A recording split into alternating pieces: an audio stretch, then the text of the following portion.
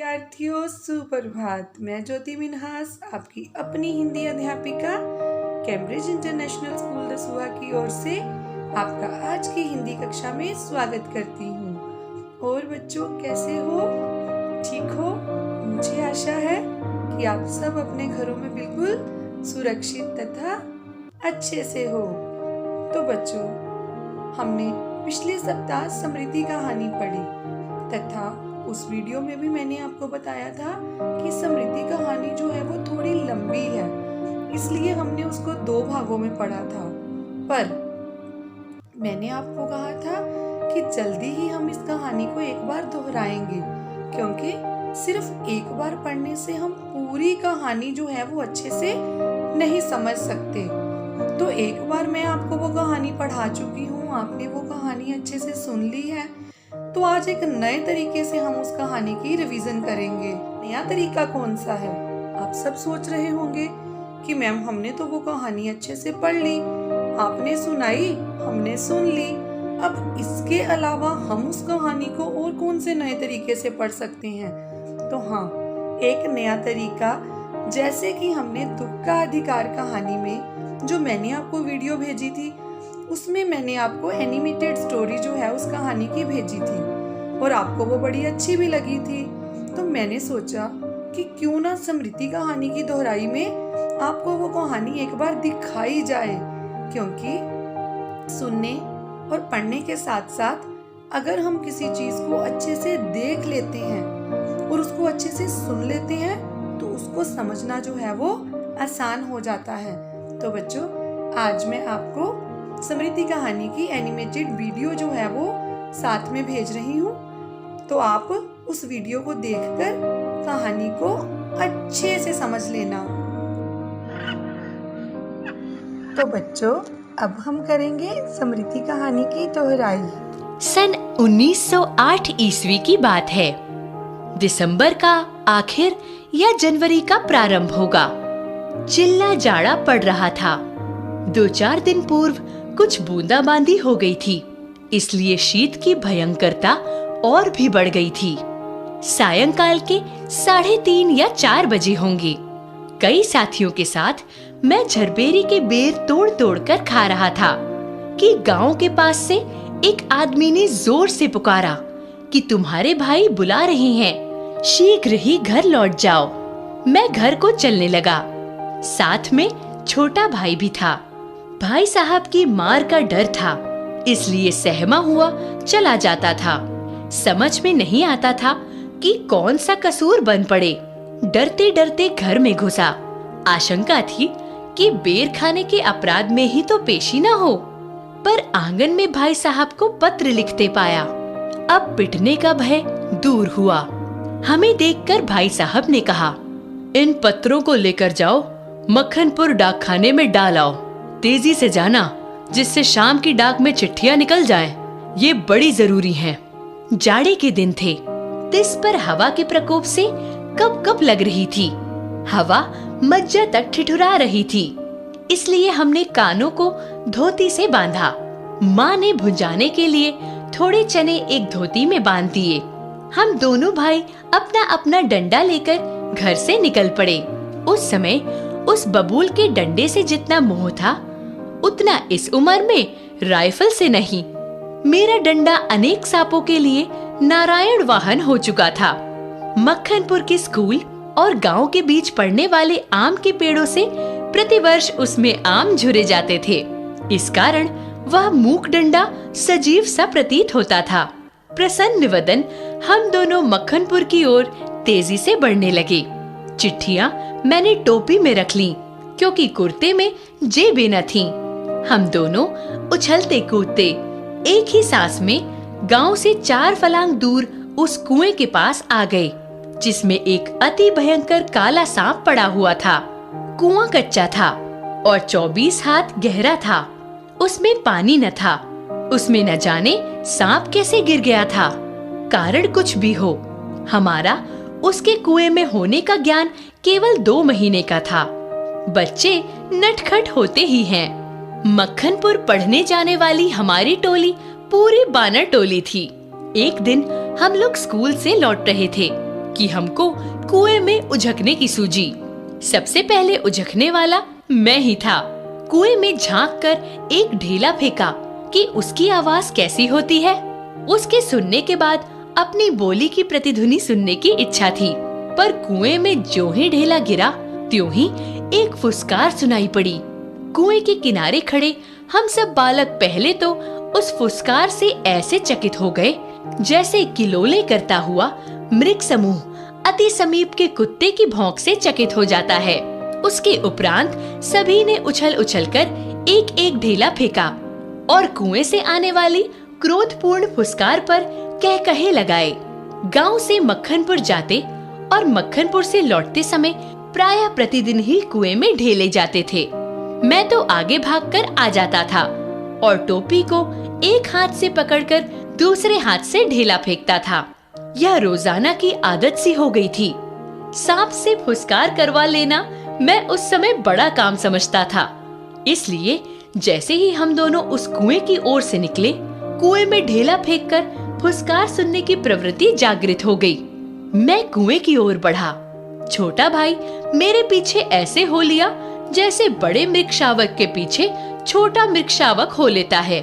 कुएं के किनारे से एक ढेला उठाया और उछलकर एक हाथ से टोपी उतारते हुए सांप पर ढेला गिरा दिया, पर मुझ पर तो बिजली सी गिर पड़ी। सांप ने फुसकार मारी या नहीं, ढेला उसे लगा या नहीं, यह बात अब तक स्मरण नहीं।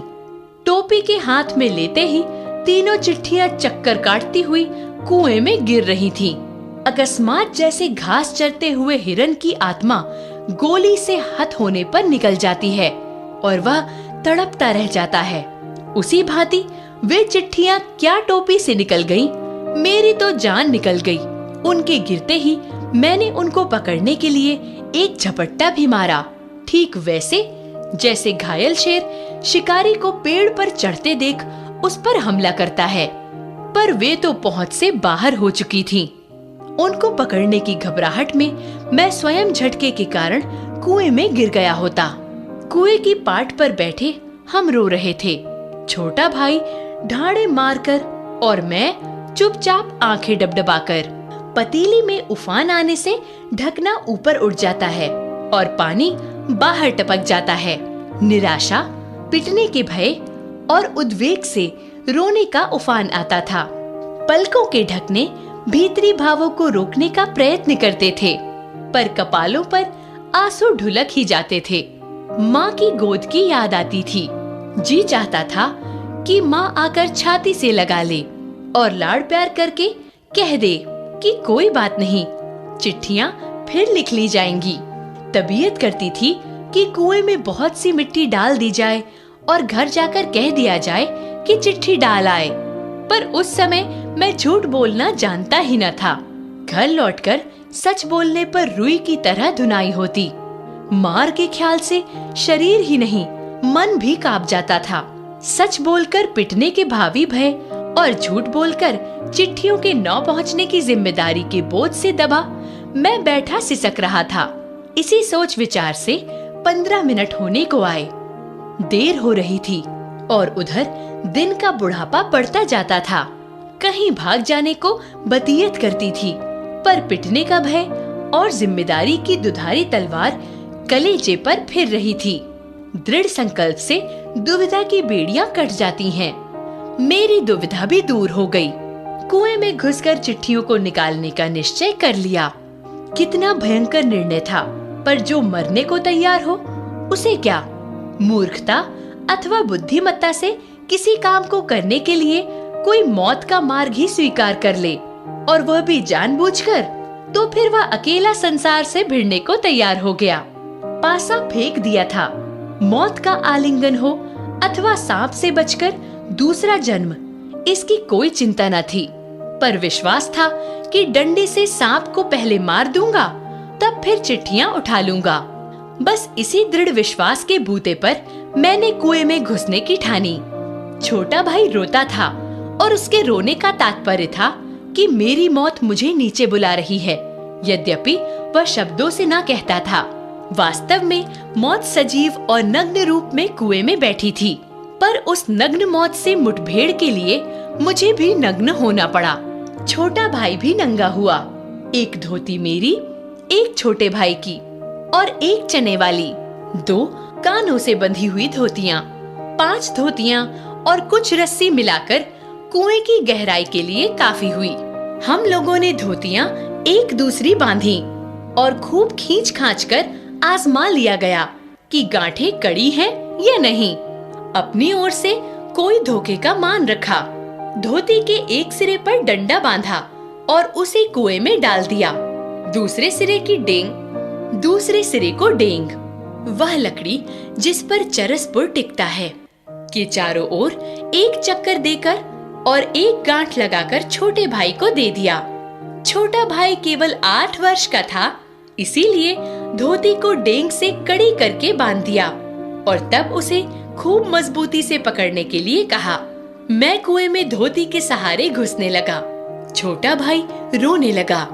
मैंने उसे आश्वासन दिलाया कि मैं कुएं के नीचे पहुंचते ही सांप को मार दूंगा और मेरा विश्वास भी ऐसा ही था।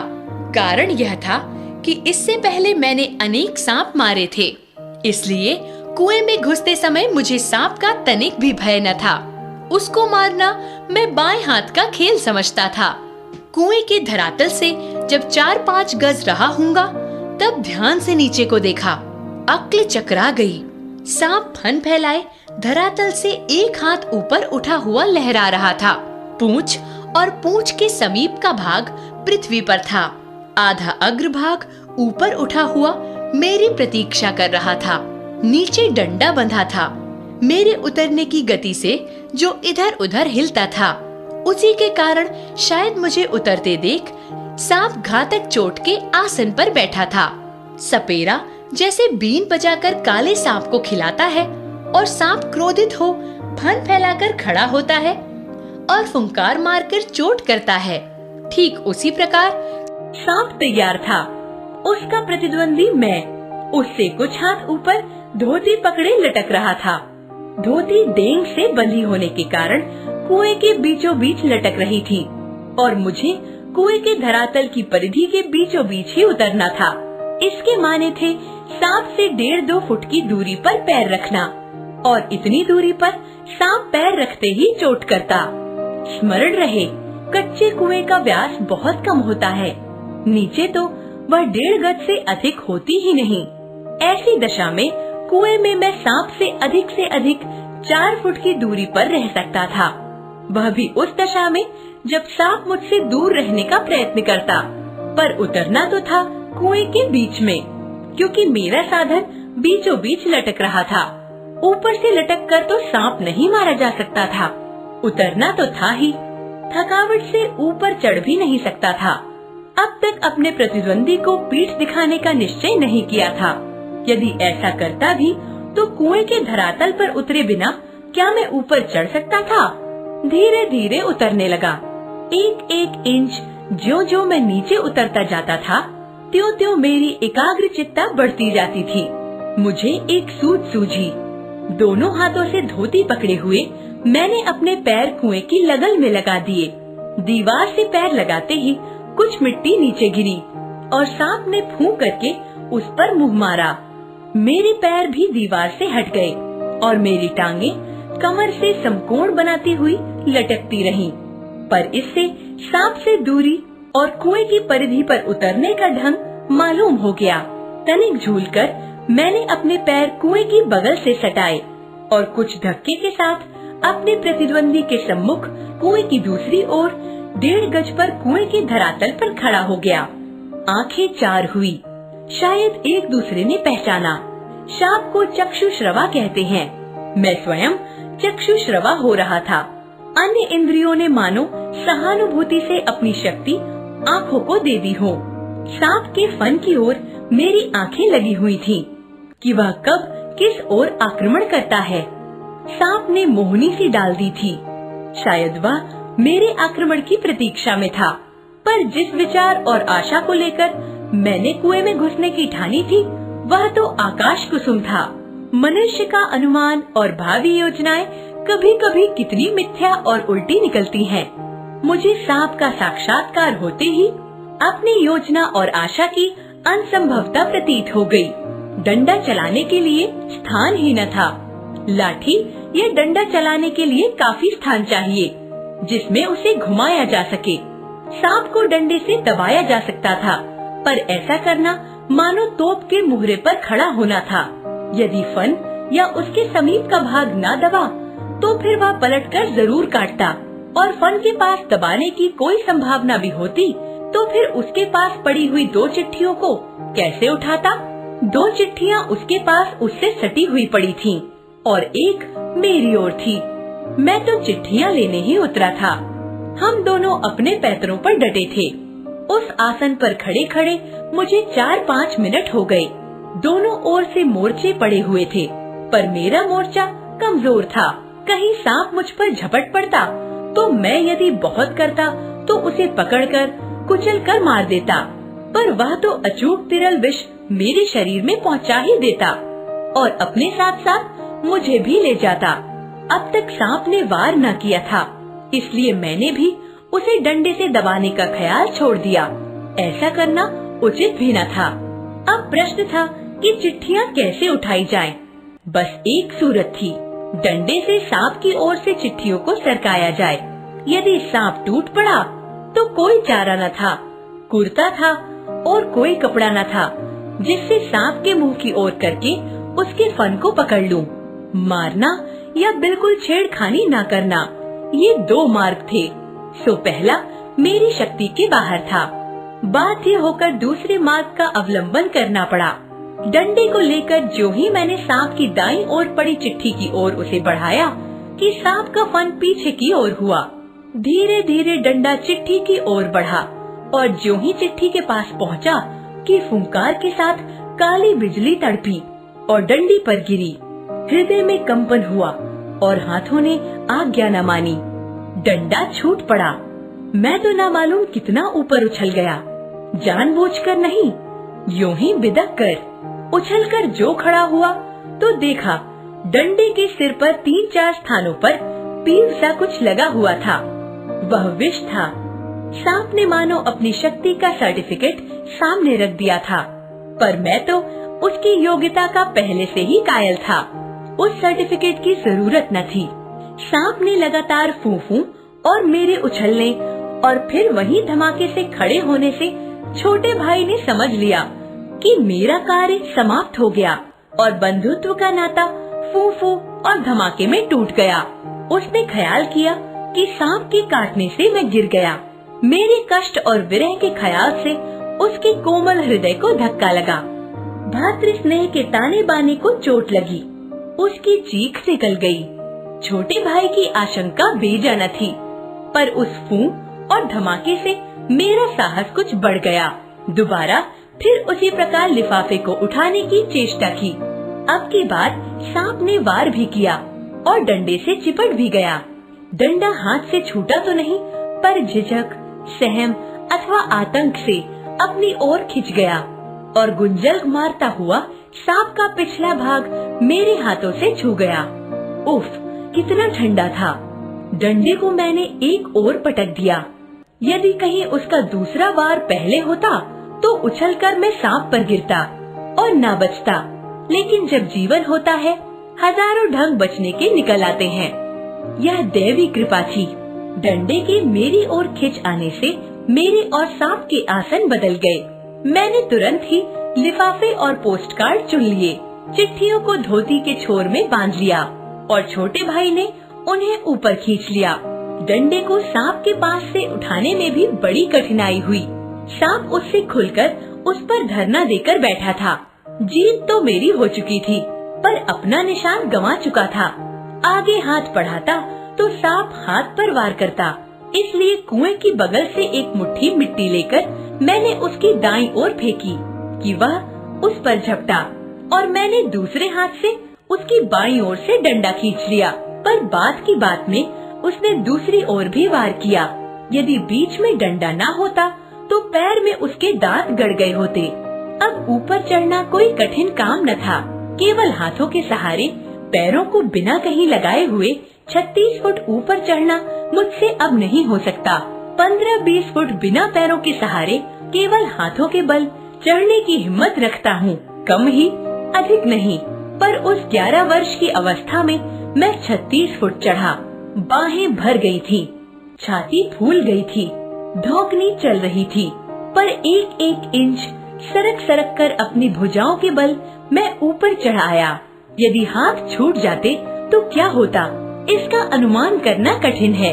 ऊपर आकर बेहाल होकर थोड़ी देर तक पड़ा रहा। देह को झाड़ झूर कर धोती कुर्ता पहना। फिर किशनपुर के लड़के को, जिसने ऊपर चढ़ने की चेष्टा को देखा था, ताकीद करके कि वह कुएं वाली घटना किसी से न कहे, हम लोग आगे बढ़े। सन 1915 ईस्वी में मैट्रिकुलेशन पास करने के उपरांत यह घटना मैंने माँ को सुनाई। सजल नेत्रों से माँ ने मुझे अपनी गोद में ऐसे बिठा लिया जैसे चिड़िया अपने बच्चों को डहने के नीचे छिपा लेती है। कितने अच्छे थे वे दिन। उस समय राइफल न थी, डंडा था, और डंडे का शिकार, कम से कम उस सांप का शिकार, राइफल के शिकार से कम रोचक और भयानक था। मुझे उम्मीद है कि आपको आज की कहानी पसंद आई होगी और कहानी देखकर आपको बहुत अधिक मजा आया होगा। आपने कहानी पहले सुनी थी, पढ़ी थी, आज आपने देख भी ली। और कहानी से संबंधित आपके मन में जितने डाउट थे, आज वो सारे डाउट, सारे संदेह जो हैं वो क्लियर हो गए होंगे, स्पष्ट हो गए होंगे। तो बच्चों, कहानी से हमें क्या संदेश मिलता है, इस पर तो हमने पहले भी चर्चा की है, पर फिर भी एक बार फिर से आपको बता दूं कि इस कहानी को पढ़कर, देखकर हमें ये संदेश मिलता है कि हमें अपने जीवन में मुश्किलों से नहीं घबराना। हमें हमेशा वीरता से उन मुश्किलों का सामना करना है, अपने बड़ों की आज्ञा का पालन करना है, तथा अगर उन्होंने हमें कोई काम सौंपा है तो उसको पूरी जिम्मेदारी से करना है, तथा कभी अपने माता पिता से कोई बात नहीं छुपानी। तो मुझे उम्मीद है मेरे बच्चों को आज की कहानी जो है बड़ी अच्छी लगी होगी। तो बच्चों, आज के लिए इतना ही। धन्यवाद। खुश रहो, हमेशा सुरक्षित रहो, तथा हम शीघ्र ही मिलेंगे कैम्ब्रिज इंटरनेशनल स्कूल दसूहा के प्रांगण में। धन्यवाद।